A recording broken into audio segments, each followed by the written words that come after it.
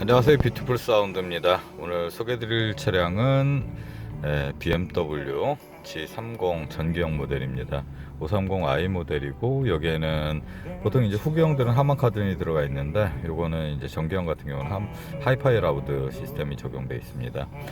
프론트에는 이 차량 같은 경우는 오디슨 데모카 형식으로 꾸몄는데, 오디슨에서 나온 일체형 DSP가 보통 이제 8채널짜리 사용들 많이 하시잖아요. 근데 이 차량에는 12채널짜리로 해서 제가 평상시에 생각해봤던 프론트 1, 2채널, 트윗하고 미드레인지는 1, 2채널에 잡혀 있고, 그 다음에 바닥 우퍼는 3채널, 4채널. 요게 그 3, 4, 5, 6으로 해서 브릿지 잡았어요. 브릿지 잡아서 60W 12채널짜리인데, 이거는 브릿지 잡게 되면은 180W로 바뀝니다. 그래서 바닥 우퍼를 넉넉하게 제어를 할 수가 있고, 특히나 이제 하이파이 시스템을 구축을 한다고 할 때 보통 제일 아쉬웠던 게 미드 우퍼를 어떻게 컨트롤 할 것이냐. 보통 이제 P6 얼티밋 같은 경우도 120W 6채널짜리인데, 사실 이제 제대로 컨트롤 하려고 한다면은 유토피아 M이나 6WM 같은 경우 컨트롤 할 때 저역을 밀을 때 조금 아쉬운 감이 있었거든요.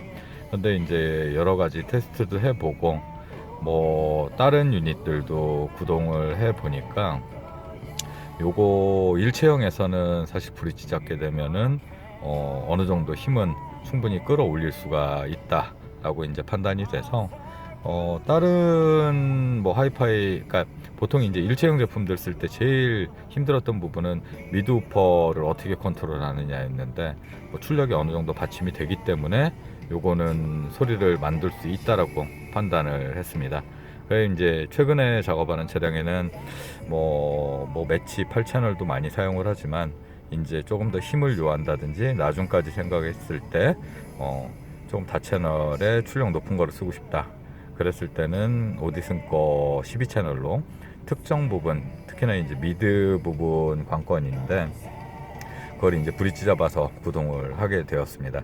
이 차량 같은 경우는 이제 프론트에는 오디슨 BMW 전용 제품으로, 트윗하고 미드레인지, 그 다음에 바닥 우퍼도 오디슨 일체형, 일체형이 아니죠, 오디슨 전용 제품을 썼고, 서브우퍼는 오디슨 APBX10이라고 해가지고 오디슨 일체형 제품, 그걸 트렁크에다 시공을 하였습니다. 요거는 오디슨 음색이 어느 정도 나오기도 하고요. 그 다음에 소리 들을 때 세팅이 잘 된 것인지, 세팅, 음악이라는 게 누구 취향에 따라서 달라진다고들 하고 그러는데, 정확한 소리, 좋은 소리의 기준은 대역 밸런스가 잘 맞아서 보컬이 한 군데에서 그대로 머물러서 나오고, 양 옆에 악기들이나 그 뒤에 이제 세션들, 그런 것들이 이제 표현이 될 때 소리가 좋다고 하는데요. 제일 중요한 거는 대역 밸런스예요. 대역 밸런스라는 거는 남성 보컬은 분명히 여기서 부르는데, 여성 보컬은 대부분, 남성 보컬은 아래, 여성 보컬은 위에, 잘못된 시스템일 때 그 위치에서 같은 곳에서 부르는 게 아니라 소리의 위치가 달라지는 거, 이런 것들이 이제 사실은 대역 밸런스가 안 맞아서 생기는 증세들이고요. 베이스가 오른쪽으로 빠지고 왼쪽으로 빠지고 하는 거는 사실은 이제 미드 우퍼의 위치가 오른쪽이 많다든지 왼쪽이 많다든지 할 때 그 많은 부분에 서브가 달라붙게 되어 있습니다. 그래서 모든 소리들은 보컬이다 그러면 센터, 트윗, 미드레인지, 미드우퍼, 서브우퍼가 같은 위치에서 양만 달라지는 정도로 표현이 됐을 때 한 부분에서 나는 거고요. 그렇게 나면서 왼쪽 무대, 그 다음에 왼쪽 무대, 오른쪽 무대가 내 시선 높이에서 같은 높이로 쭉 좌우로 펼쳐지는 게 가장 이상적으로 봅니다. 그 다음에 고음의 음색이라든지 고음을 부드럽게 듣는다든지, 아니면 실키하게, 아니면 아주 모기처럼 가늘게 해서 예쁘게 듣는다든지, 이거는 이제 이런 부분은 취향이에요. 대역 밸런스하고 상관없이 취향이다 보니까 보컬의 농도, 그 다음에 보컬 누구는 소향처럼 누구는 빅마마처럼 이렇게 듣는 거를 인위적으로 그렇게 만들어서 듣는 것도 취향 관련이기 때문에, 그런 취향 부분은 대역 밸런스가 맞은 상태에서 레벨로 조정을 하는 게 보통 통상적입니다. 지금 같은 경우도 김동률 같은 경우도 김동률의 보컬이 그대로 표현이 돼야 되고, 지금도 살짝 음악 들었을 때 예, 이제 베이스가 됐든 뭐 미드 우퍼의 베이스라든지 서브 우퍼의 베이스가 지금처럼 텐션이 좀 느껴져야 됩니다.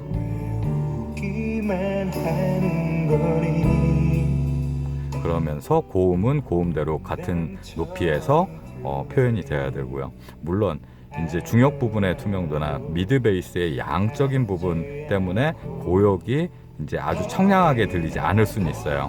근데 아까도 뭐 다른 영상에서도 그런 설명을 드렸듯이 소리를 두껍게 만드는 거, 막 단순하게 양을 많이 써가지고 두껍게 만드는 게 아니라 음압을 올렸을 때도 보컬이나 이런 게 선명하게 들리고 악기들 표현이 전달이 돼야 됩니다. 그거는 이제 대역적인 부분, 뭐 보통 SQL에서 이제 쓰는 기법이긴 한데 SQ에서도 어느 정도 명료함을 갖고 가면서 보컬의 온도감이라든지 두께감, 그 다음에 서브의 양이라든지 이거를 조절할 수 있었을 때 좋은 결과물이 나옵니다. 보통 다른 곳에서 뭐 물론 다른 곳하고 저희 뭐 비교하는 것 자체도 사실 별 관심은 없는데, 이제 특정 음원들 틀어놓고 고역 화려하고 그런 것들 틀어놓고 막 음색이 좋네, 소리가 이쁘네, 뭐 실제로 이제 다른 곳의 작업들을 저 같은 경우 제 작업을 굉장히 많이 하는 편인데, 왔을 때 가장 큰 문제는 음선은 이뻐요, 고음은. 근데 보컬이 뭐 밑으로 떨어져, 대시보드 아래로 떨어져 있다든지, 아니면은 뭐 룸밀러 오른쪽 위에서 난다든지, 이런 건 대역 밸런스가 사실은 전혀 안 맞아 있는 거거든요. 소리는 측정 장비를 통해 가지고 소리를 만들 때 아무렇게나 대역 찍어놓고, 누구나 쓰는 국민 주파수대로 대역을 찍어놓고 측정을 해서 만들어버리면 파형은 플랫하게 만들 수 있습니다. 뭐 심지어 트윗이 여기상 걸려 있어서 여기에서 나야 될 소리들이 룸밀러 위라든지 아니면 대시보드 아래에서 고역이 잡히는데도 이건 누가 봐도 여기상 걸려 있는 건데, 그 상태에서도 파형 찍으면은 파형만으로 RTA 파형 같은 경우는 뭐 등성강 곡선에 가깝게 그렇게 해도 충분히 만들 수 있는 거라서, 파형은 객관적인 자료, 그러니까 모든 대역 밸런스라든지 소리, 음악 소리를 충분히 들을 만한 상태, 그 상태에서의 대역 밸런스라든지 아니면 측정값들이 온전해야 좋은 결과물이 나오는 것이지, 단순하게 측정만 한다고 해가지고 뭐 소리가 잘 난다는 보장은 없습니다. 그렇기 때문에 저희 같은 경우도 대역 밸런스 잡는데 가장 중점을 두고요. 그 다음에 이제 두 번째 튜닝 때 측정을 하고, 그 다음에 측정을 하고 난 다음에 다시 대역 밸런스를 일부 수정을 해요. 왜? 측정을 하게 되면 슬로프가 바뀌기 때문에 보컬의 톤 자체가 달라집니다.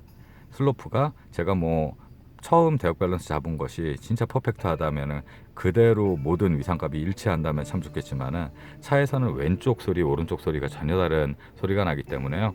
그런 부분 표현하기가 쉽지는 않습니다. 일단은 음악 한번 들으면서 간단하게 설명을 해드리겠습니다. 지금은 블루투스로 음악 트는 거예요.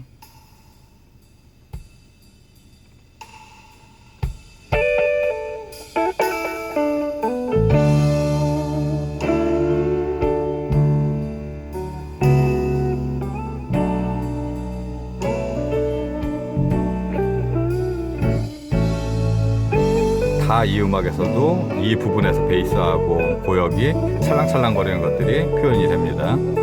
물론 좌우 높이도 동일합니다.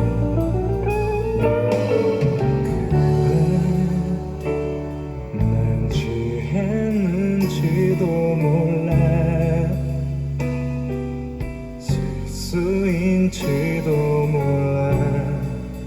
아침이면 까마득히 생각이 안 나, 불안해할지도 몰라.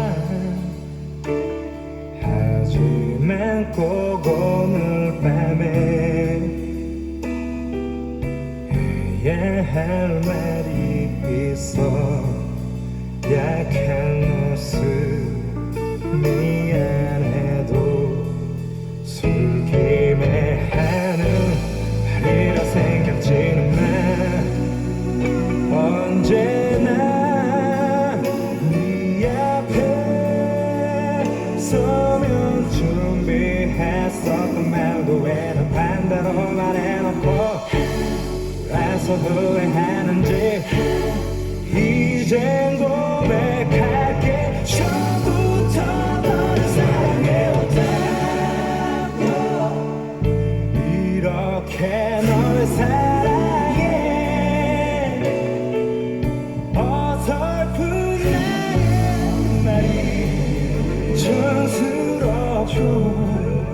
미워도 그냥 하는 말이 아니야. 두 번 다시 이런 일 없을 거야. 아침이 밝아오면 다시 한번 품에 안고 사랑한다 말할게. 자꾸 외우기만 하는 거니 남처럼 들리니 아무 말도 하지 않고 어린애 모든 아버지만이 언제나 네 앞에 서면 준비했었던 날도 왜 난 반대로 말해놓고 와서 후회하는지 이젠 고백